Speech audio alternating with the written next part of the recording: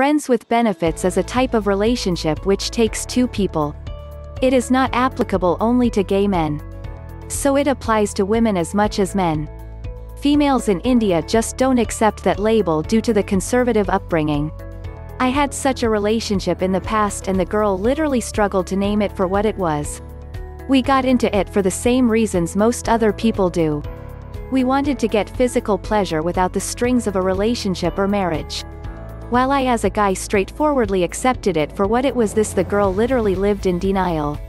So eventually my friends knew the right info and hers didn't. I believe due to the prudish attitude of our society, girls don't feel open to accept such sins publicly and thus they hide it. So the tale must be similar for other guys as well, and thus only guys get associated with the label. Guys have the privilege to be shameless about it, so they say it as it is and shrug it off. It is certainly not bad. But it is a choice which comes with risk. Nature hasn't created our sexuality for casual sex. It has created it for mating, pair bonding and reproduction within a community setting.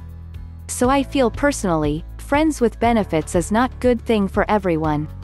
In my case, we both suffered heavily since we got quite bonded. We didn't want the bonds.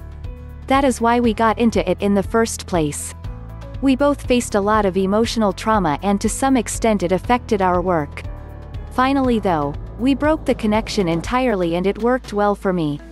I had learned my lesson and realized this type of relationship is not for me and stopped playing around. I settled down and I am in a very happy marriage. My wife says I saved her from the boys who don't want to take responsibility. I tell her I was like that once, but I have learned my lesson.